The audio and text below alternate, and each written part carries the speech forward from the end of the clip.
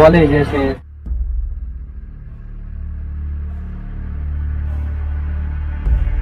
প্রতি বছর প্রায় 8 মিলিয়ন মানুষ তো মারা যায় সরাসরি শুনলাম আপনি নাকি দুটা চাকরির ইন্টারভিউ দিয়েছেন কিন্তু কোনোটাতেই চাকরি হয়নি। নম্বর 148 এবং 149 যে আমাদের এবং কাফিরদের মধ্যে পার্থক্য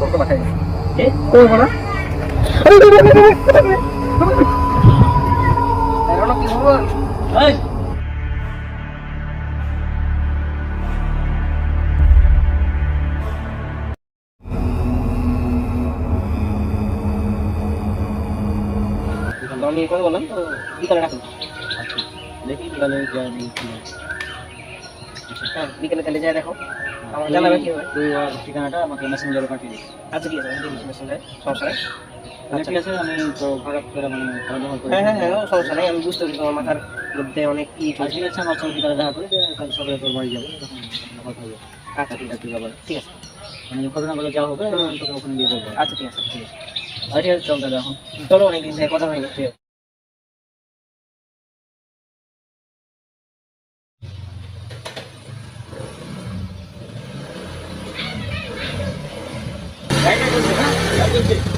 তোর কি হ্যাঁ গাড়ি করবে লাখ টাকা করবে, এখন সুন্দর করে বাড়ি যেতে এখান থেকে বুঝলি? যা লাখ কেন চলছে, আমার লাগছে তোর কি?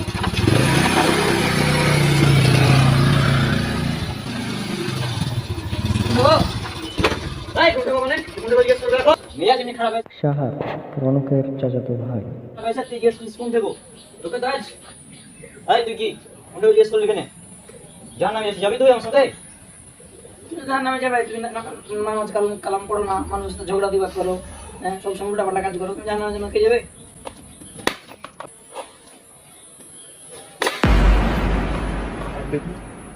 মোবাইল ফেললি কেন ভাই? মোবাইল ফেললো মানে মোবাইল দিয়ে এখন কুচি করে ভেঙে ফেল দেবো এখানে, বুঝিস আমাকে? মোবাইল কিনে ভাঙিবে, কত কষ্ট করে মোবাইল কিনেছি জানিস ভাই? কত কষ্ট করে কিনেছিস? আমি চুরি করে মোবাইল কিনেছি।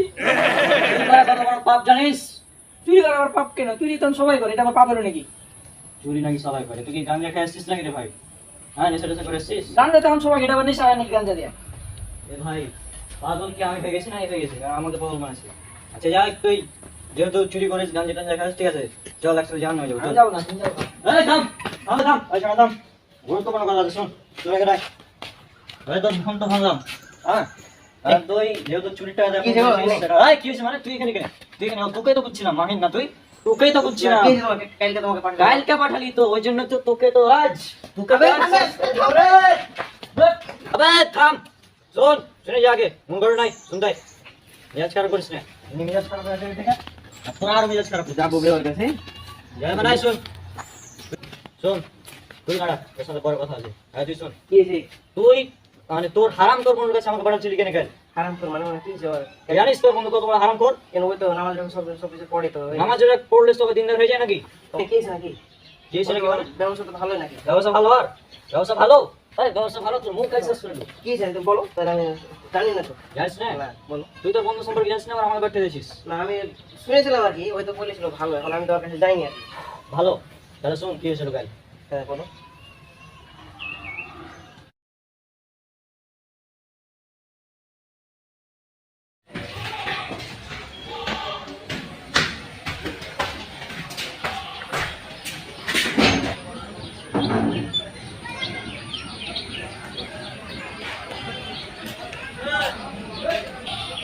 স্যার আমি কি আসতে পারি?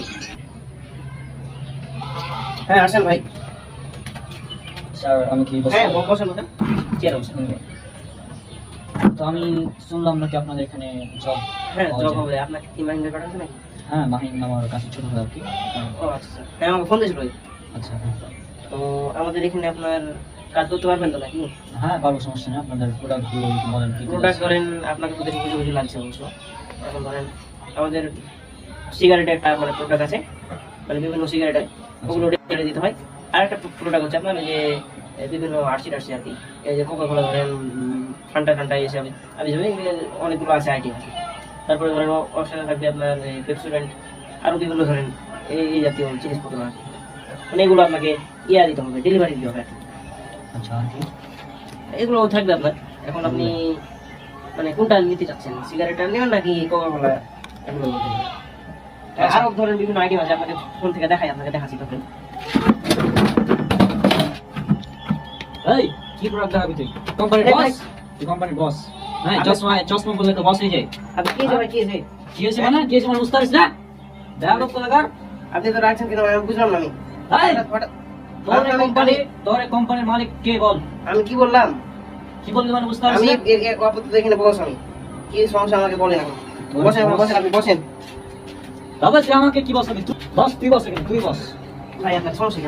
আমি আপনাকে কি বললাম? হ্যাঁ, কি বললি মানে বুঝতে পারিস না? কি বললি? আমি তো আপনাকে সিগারেট বেচার কথা বলিনি, আমি আপনাকে এই যে কোকা কোলা ড্রিঙ্ক এগুলো বলার কথা বলি। কোকা কোলা না? Coca Cola. এই কি এটা? এগুলো কথা না? দোতলা না? দোতলা তো ভাই। তোকে যদি এই নিচে এখানে ফেলি তো কেমন হবে? কেমন হবে ভাই? কেন ফেলবো মানে বুঝতে পারিস না তুই? ভাই আপনার কি হয়েছে ভাই, আমি বুঝলাম না।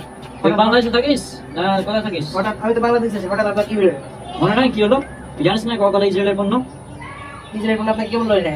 আমি বলবো তাই। তাই বললো মানে তুই এখন গুগল কর ইসরায়েলের যে পণ্য কোকা কোলা, 7 আপ, হ্যাঁ ভাই আমি জানি, জানি ভাই। ইসরায়েলের পণ্য তোরা বেচছিস কেন? ভাই এটা একটা, তোরা কি মুসলিম না? ভাই মুসলিম ঠিক আছে, আমার ধরেন এটা একটা ব্যবসার ক্ষেত্রে এই করতে হবে। আপনি এত বড় রাখছেন কেন? এত মাথা করলে হবে নাকি?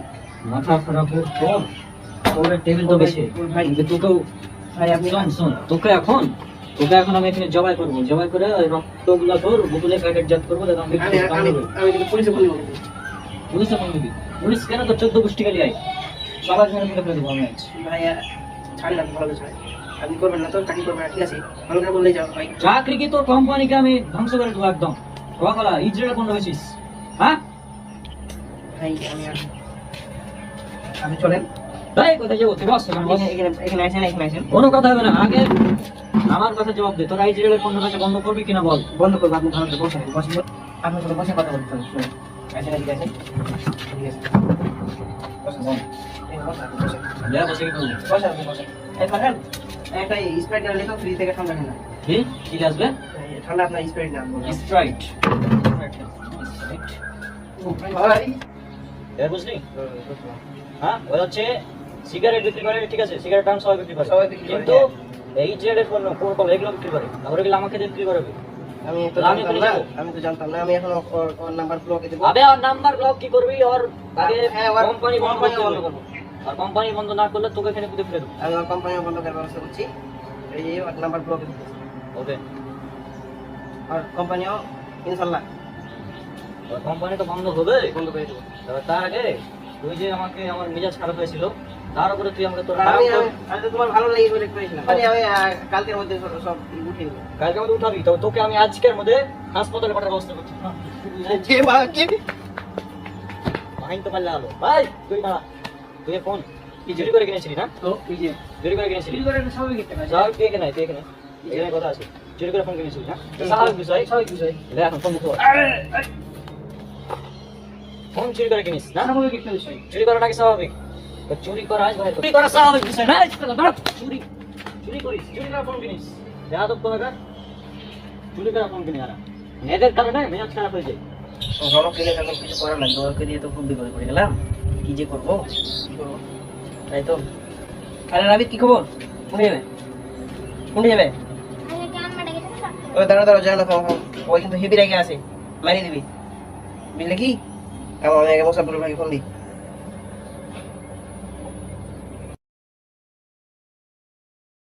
মাহিম কল দিল এখন।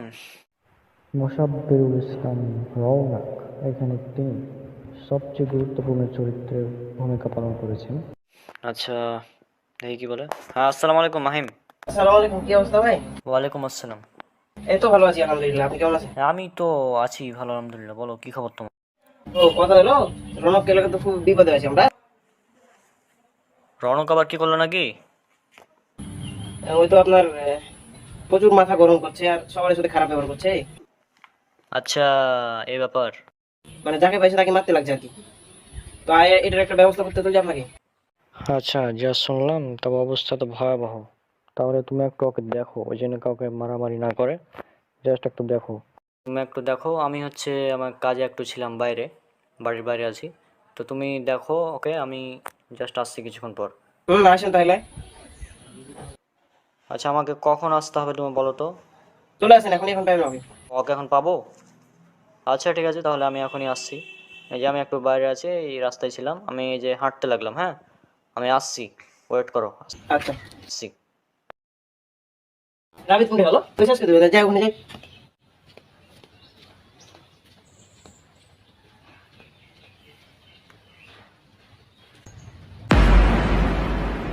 এই তুমি কি করছিস? আম্মা তোমাকে ডাকছে। আম্মা ডাকছে না, আম্মা ডাকছে, আম্মা ডাকছে। ওই ওই,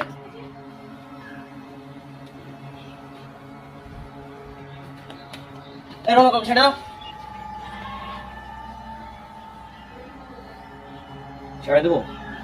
লে ছেড়ে দিলাম। ও, এই রমা, তুমি তো হেভি বাড়াবাড়ি করছো। এই আমি আবার কি বাড়ি করলাম? হ্যাঁ, কি বলছিস তুই এগুলো? এই তুমি তো সকাল থেকে সবার সাথে খারাপ ব্যবহার করছো, সবাইকে মারপিট করছো, মারছো সবাইকে, এত খারাপ ব্যবহার করছো কেন? আমি খারাপ ব্যবহার করছি না? আমি খারাপ ব্যবহার করছি? খারাপ ব্যবহার ভাই, চুপ করে আছি। ওদেরকে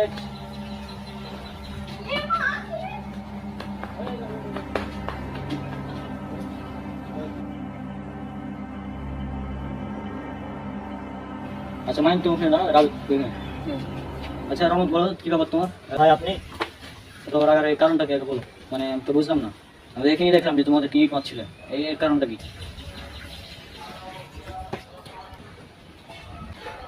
আচ্ছা আমি ডিটেলস কারণটা খুলে বলো যে এই কারণে তুমি এগুলো করছো। ডিটেলস বলছি, আপনি পুরো কাহিনী শুনেন তাহলে।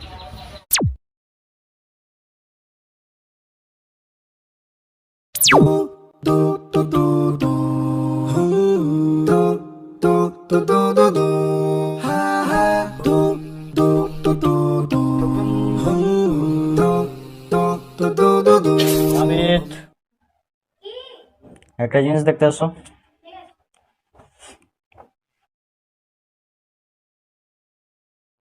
কি জিনিস? এই যে দেখো, এটা হচ্ছে যে একটা চাকরির নিউজ বের করলাম, হ্যাঁ। আচ্ছা। হ্যাঁ, তো এটা হচ্ছে যে চাকরির ইন্টারভিউ, এটা দুটা, হ্যাঁ। হুম দুটা নিউজ, মানে দুটাতে অনেক ভালো ভালো জব, আর তুমি তো জানো আমার রেজাল্ট ভালো, হুম হুম হ্যাঁ। তো সেক্ষেত্রে যদি আমরা এই চাকরিটা যদি আমি করি, হুম। হ্যাঁ, তাহলে কিন্তু দেখা যাবে যে মাসে অনেক ইনকাম।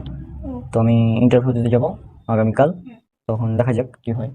যদি হয় তাহলে তো হয়ে গেলো, না হলে কিছু করার নেই, তাই না?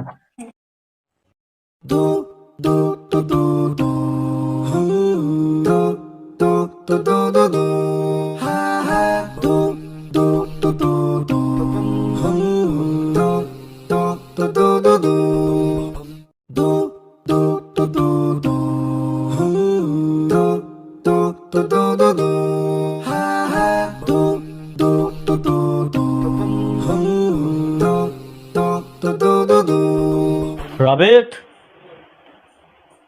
রাবেত, কথা হচ্ছে যে আমি হচ্ছে ইন্টারভিউ দিতে যাচ্ছি, হ্যাঁ।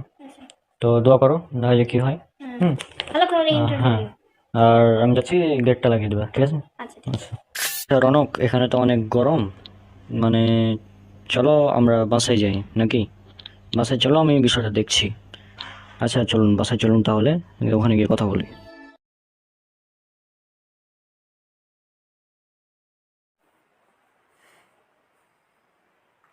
আচ্ছা রনক, বলো তো তোমার কি ব্যাপার?